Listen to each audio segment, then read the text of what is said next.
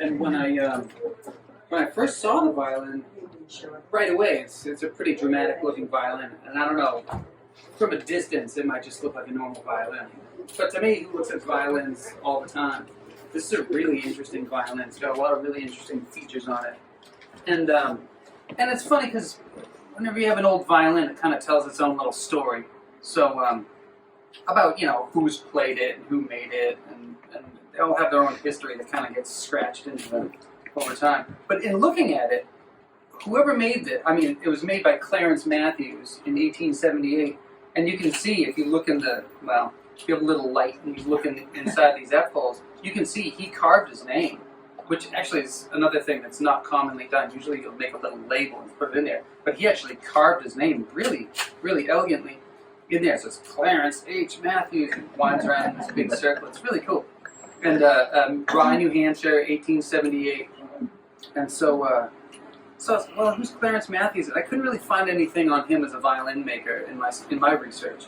But the only things I kind of came across was the fact that his name exists in some of the town records of Rye. So he did exist. But in looking at this, it's one of those things where I'll look at it and say, well, from a violin maker's standpoint, again, it's 1878, so I'm not sure who he was studying with to learn violin making, but a lot of the aspects of this it's like a combination of kind of way out in left field and someone that's really knowledgeable. And I can tell he's a really knowledgeable woodworker. All the lines are really clean on it. It was really well done. But then a lot of the proportions and a lot of the artistic touches that are done on this are really unique.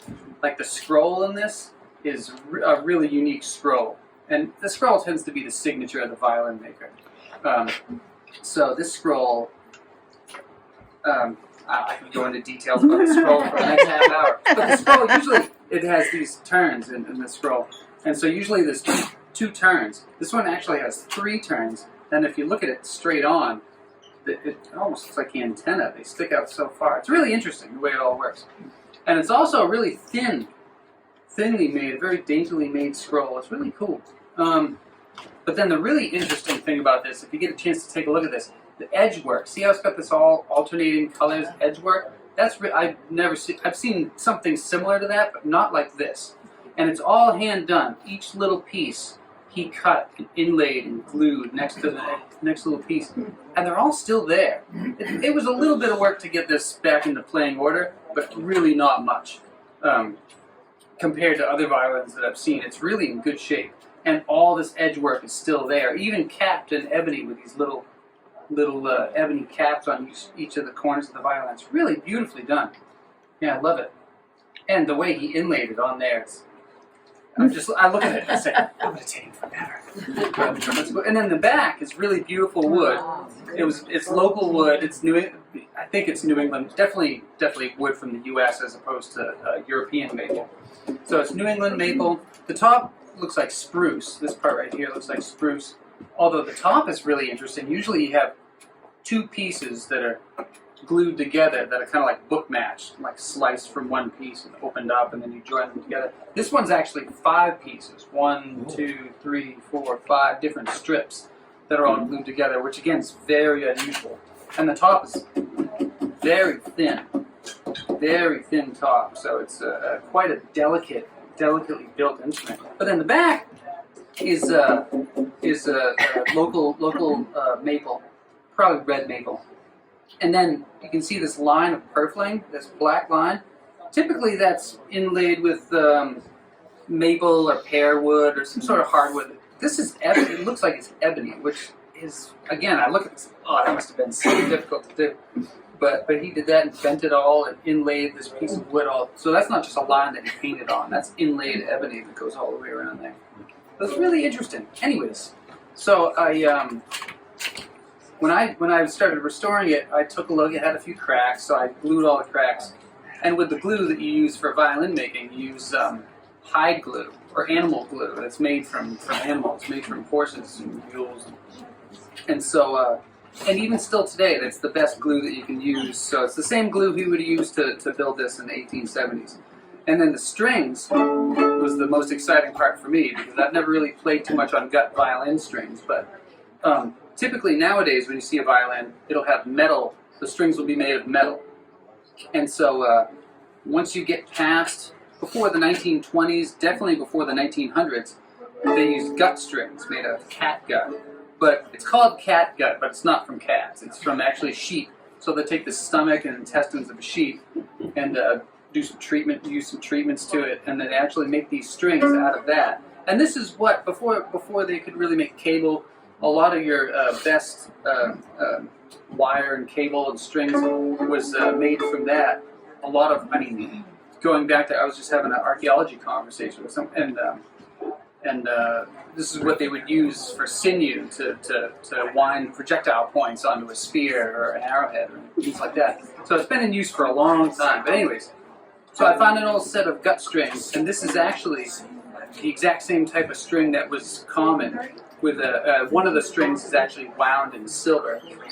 But this is the exact same kind of configuration, even with the wound in silver, that they would have in the 1870s. So the sound that you get out of this is the exact sound that you would have heard when it was built. So, you know, I guess I should probably play it, right? Yeah! I'll play it too. And are you sure you don't want to place this an important violin? what's that? Are you sure you want to place this an important violin? Oh yeah, I definitely. No. It took you a while to get it to sound like Yeah. And I feel like it's still, well, when you first string up an old instrument, it was kind of like, you know, a 100-year-old guy that fell asleep for 100 years, and you're waking him up, and he was a little bit grumpy, and he didn't really feel like waking up and didn't feel like talking. So I had to kind of coax some of the sound out of him. He's doing all right. And I'll have to tune it up a little bit. Pardon the sounds of me tuning this up. But whenever you put new strings on, especially gut strings, they stretch out a lot.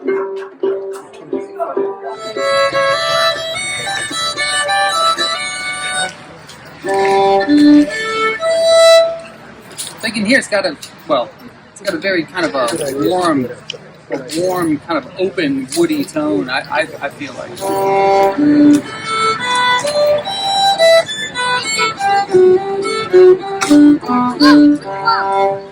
Okay, and I'll play a couple songs maybe from the same time period that this was made.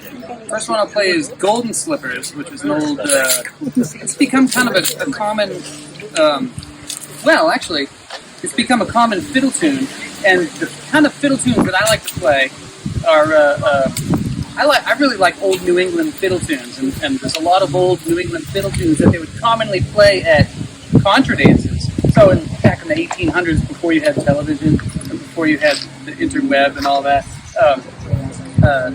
people's form of entertainment was dancing, right? So you'd always be, yeah? Isn't contra dancing similar to square dancing? Very similar. So you do contra dancing and square dancing, and they're very similar. They're kind of called dances. We have a caller saying, do-si-do, and swing your partner, and all these. And so, but the band would always play these fiddle tunes to go along with the contra dances and the square dances. And so there's a lot of traditional New England fiddle tunes. So you get these typical fiddle tunes that are common in New England. Some of them are common in Virginia, common in British Columbia. Every area has its own fiddle tunes tradition. So here's an old tune. This was common all over a lot of the eastern U.S., but I know it's common in New England. It's called Golden Slippers.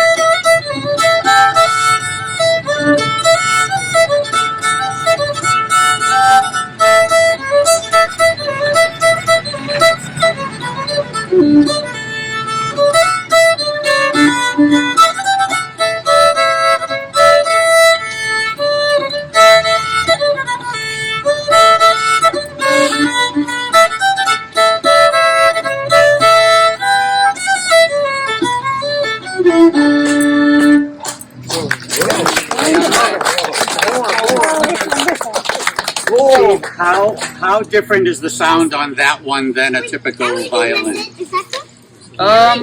It's pretty different to me. Geez, I should have brought the other one I have. Want me to grab yours, Steve? Yes. Yeah, sure. If you don't mind, it's in that silver case. It is a lot different, and I'll play mine so you can hear. But this one, on one hand, this violin is very open. He made the top very thin, so the sound is very open and very woody and very kind of. It's really open, as opposed to being a little more like closed and focused and shooting the sound out. This one's kind of like broad and open. Plus, it has the gut strings on it, which I'm really used to playing metal strings. So it's taken me a long time to kind of figure out how you have to use a different touch with gut strings. And those also have, additionally, a very warm, kind of round, fuzzy sound, as opposed to like a piercing scream of an eagle kind of sound that a metal string has. So this has got a lot of a very different sounding kind of sound. Here's another tune that I like to play. This is now the one I just played, Golden Slippers. That was popular. That was a big hit in 1876. And this one, the next one I want to do, The Grandfather's Clock, is a great. I'm such a sucker for these old romantic 19th century tunes. But The Grandfather's Clock was written. Actually, I think it was written in 1878. So let's see if I can do the. Yeah.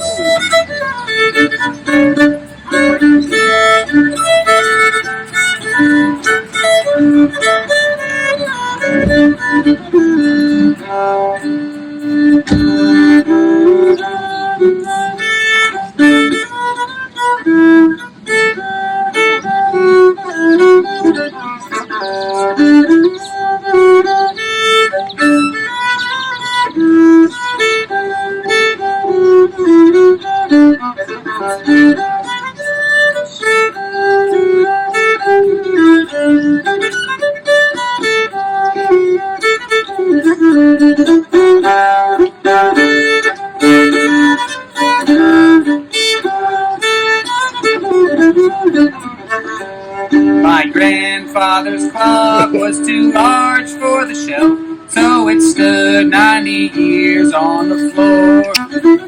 It was taller by half than the old man himself, though it weighed not a penny, weighed more.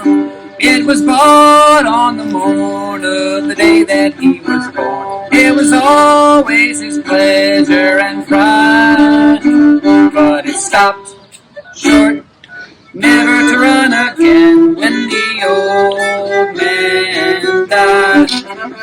90 years without slumbering. It's like second slumbering.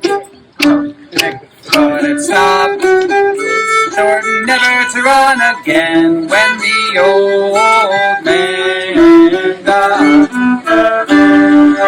And here, I'll just play real briefly on a more modern violin. This one's so modern it was built in 2021. Oh, yeah. By him. Oh. Yes.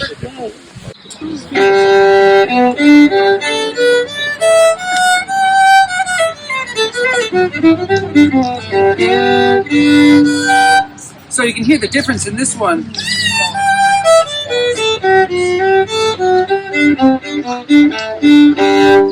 As opposed to this one.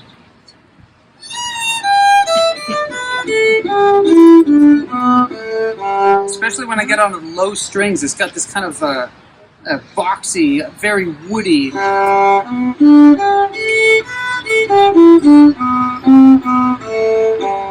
quality to it, as opposed to a little more kind of piercing.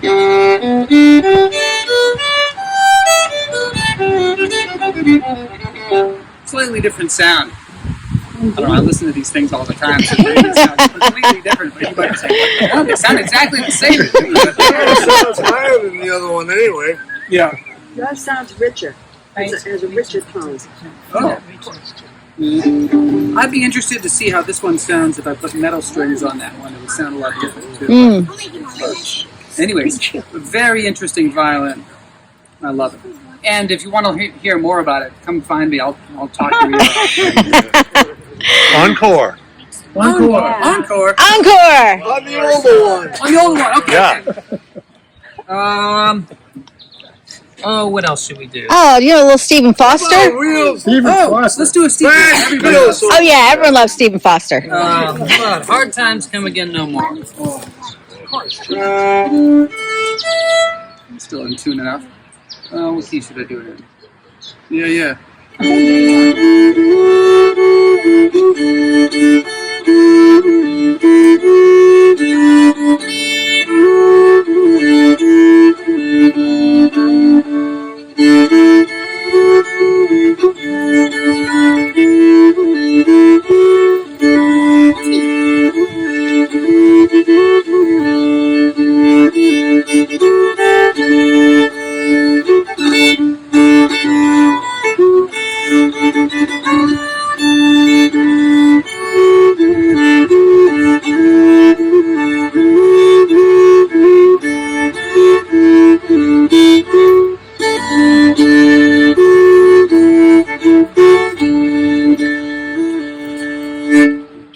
All right.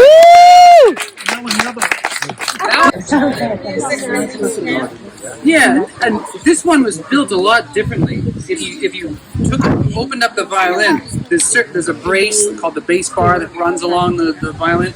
The bass bar in this one only extends for about 4 inches. The bass bar on this one, which is a modernly built violin, extends almost the whole length of the top. So it's a lot different bracing. But then also, the age of the wood, too, really matters a lot. So if you get 100-year-old wood, it's going to have a bit more of a aged, sort of woody sound than a brand new violin. This one actually sounds pretty old for being a new violin. The other ones I've built have a bit more harsh tone when they are built, when they're first built. But yeah, wood does change over the years, and people tend to like old wood better than new wood. The bow, was that built with the violin, or is this full modern? No, this is a modern violin. There wasn't a bow that came with the Rye violin. Although that would have been great if there was. I would have loved to have seen it. But